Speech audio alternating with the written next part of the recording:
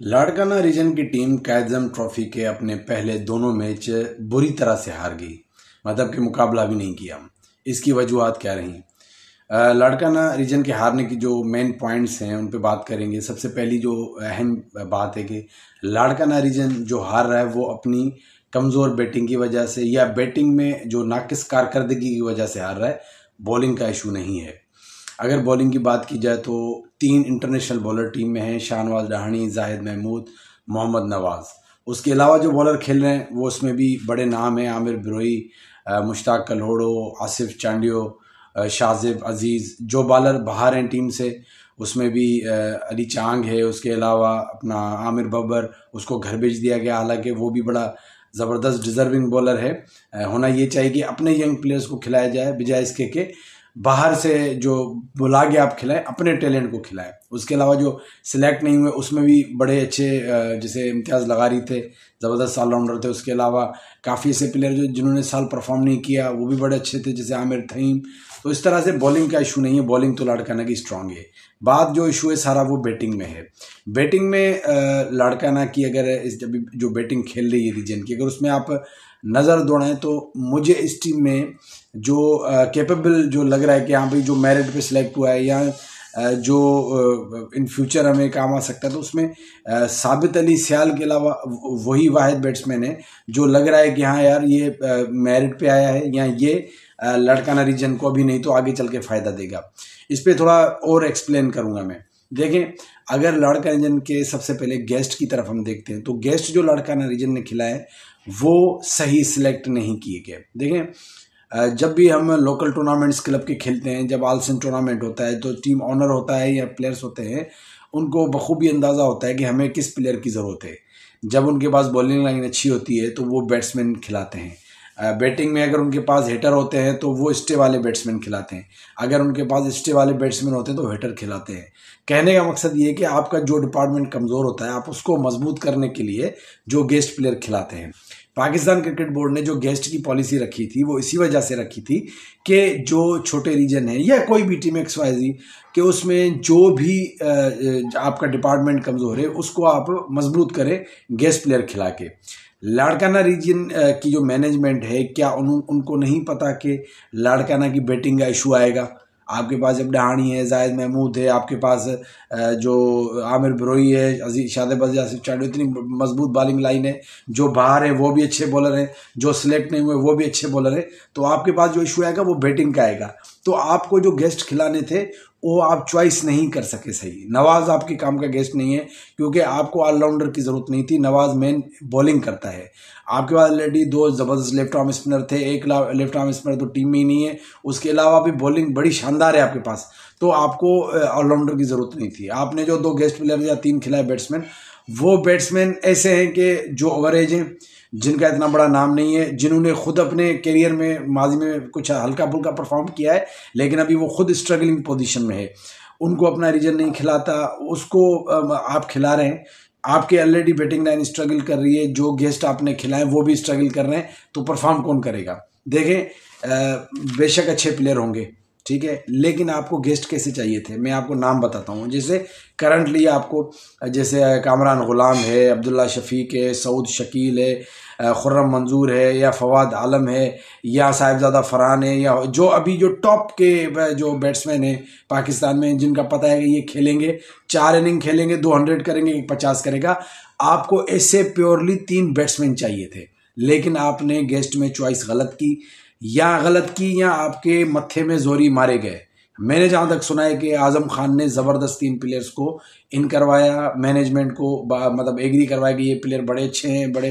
देखें, अगर आप इन बैट्समैनों को कंपेयर करेंगे लाड़काना के बैट्समैनों से तो ठीक है, आप जीत जाएंगे, हाँ भाई अच्छे बैट्समैन है।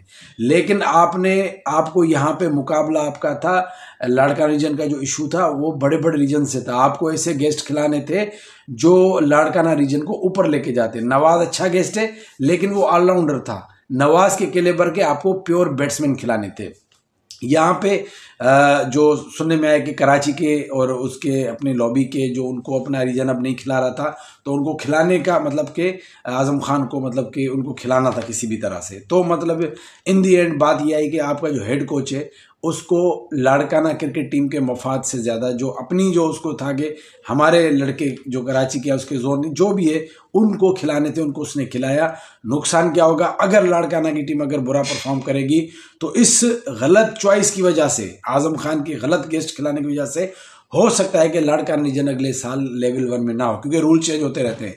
अगर कोई 2-4 टीमें बुरा परफॉर्म करेंगी तो पीसीबी देर नहीं करेगी, उनको वापस ग्रेड 2 में भेज देगी।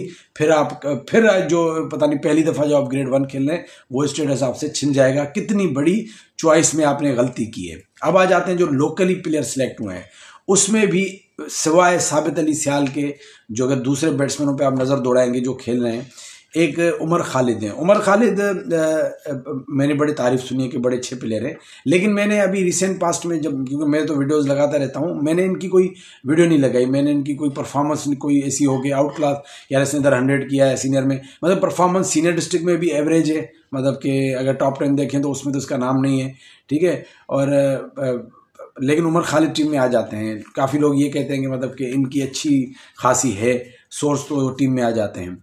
फराज अजीज़ की अगर बात की जाए तो बड़ा नाम सुना मैंने, बहुत बड़े प्लेयर हैं, लेकिन उनको मैंने जितना देखा है एज वाइज अब मुझे मेरे ख्याल में कि अब काफ़ी बड़े हो गए हैं। मोहसिन की अगर बात की जाए तो मोहसिन भी मैंने सुना है कीपर बड़े अच्छे हैं, बड़ी अच्छी बैटिंग करते हैं, लेकिन इनके मुकाबले में फिर उसकी बात आती है हमेश कुमार की कि वो कीपर है, वो टॉप स्कोरर में भी आता है। अभी टीम से जो बाहर हैं उसमें बिलाल इरशाद भी बाहर है, एक और बैट्समैन है जो सिलेक्ट नहीं हुए 3rd नंबर पे, उसका नाम मेरे माइंड से निकल गया है, उसकी भी मैंने तारीफ सुनी है। और सबसे मेन चीज़ नजफ बपर, जो जिसने परफॉर्म भी किया था, जो यंग भी था, वो भी टीम में नहीं है। उसके अलावा कुछ ऐसे नाम थे कि जिन्होंने इस साल सीनियर डिस्ट्रिक्ट में परफॉर्म नहीं किया, लेकिन वो टीम में मैं समझता, जैसे रज़ा महर एक बड़ा अच्छा नाम है।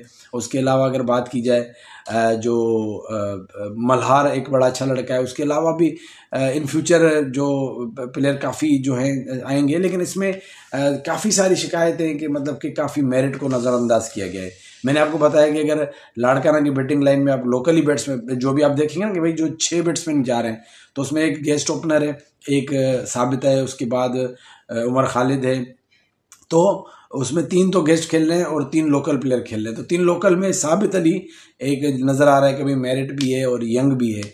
और बाकी जो अगर हम बैटिंग की तरफ नज़र दौड़ाते हैं तो लोकल जो खेल रहे हैं प्लेयर लाड़काना, उसमें भी काफ़ी इशूज़ है कि मेरिट में अभी भी 2-4 मतलब कि कहने की बात यह इन शॉर्ट कि लाड़काना की टीम अगर बैटिंग लाइन आप देखेंगे तो मेरे हिसाब से साबित अली के अलावा जितने भी बैट्समैन हैं वो चेंज हो सकते हैं। तीनों गेस्ट भी आपको स्ट्रॉन्ग खिलाने थे। अगर बैटिंग की बात की जाए तो नजफ इस बैटिंग लाइन में होने चाहिए थे। क्यों होने चाहिए थे?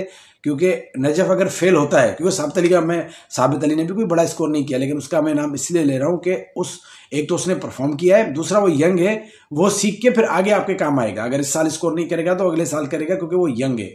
और अगर नजफ की बात की जाए उसकी भी सेम सिचुएशन, अगर खेलता फेल होता फिर भी आगे आपको काम आता। तो यंग प्लेयर्स की अभी ज़्यादा ज़रूरत है। अदरवाइज जो परफॉर्मर है वो भी इग्नोर्ड हो गए और जो गेस्ट प्लेयर है उनकी चॉइस भी सही नहीं है।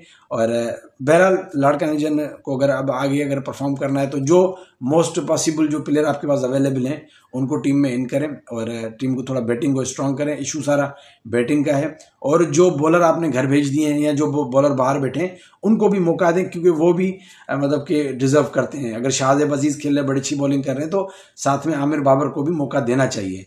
और जो बॉलिंग में अगर आप मुश्ताक कलोड़ो को, आसिफ चांडियो को, आमिर बुरी को बॉलिंग मौका दे रहे तो अली चांग को भी देना चाहिए, ताकि क्योंकि शाहनवाज और जाहिद और नवाज के बाद वैसे बॉलिंग आपकी स्ट्रांग है तो मौका सबको मिलना चाहिए। तो ओवरऑल लाड़काना रीजन को अच्छा परफॉर्म करना होगा, क्योंकि लाड़काना रीजन से उम्मीदें बहुत ज़्यादा वापस हैं। चलें जी, लाड़काना रीजन के हवाले से आप भी अपना रिव्यू दीजिएगा। अपना बहुत ख्याल रखिएगा।